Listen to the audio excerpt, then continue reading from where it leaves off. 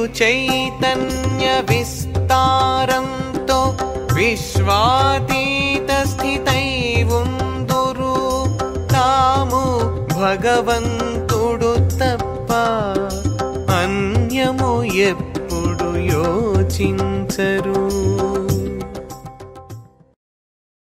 గురుకృప లభించినప్పుడు వీరి పురోగతి సులభంగా సాగుతుంది. అనేక జన్మలుగా సాధించలేనిది కొద్ది రోజుల్లోనే సాధించగలుగుతారు. వీళ్ళు తమ గురించి, సమాజం గురించి పట్టించుకోకుండా మందిరాల్లో, పర్వతాల్లో, పుణ్యతీర్థాల్లో లేదా ఆశ్రమాల్లో సర్వత్రా భగవంతునికై అన్వేషిస్తుంటారు. వీరు కుక్కలు, ఆవులు లేదా మేకలు వంటి అన్ని జీవుల పట్ల సమానంగా భూతదయను కలిగి ఉంటారు. వీటి పట్ల ద్వేషాన్ని కలిగి ఉండరు. అంతర్ముఖులైనప్పుడు వీరిలో దివ్య చైతన్యం పెల్లుబుకుతుంది.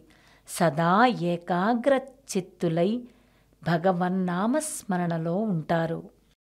శ్రీచంద్రభాను సత్పతి గురుదేవ విరచిత శ్రీ గురు భాగవతం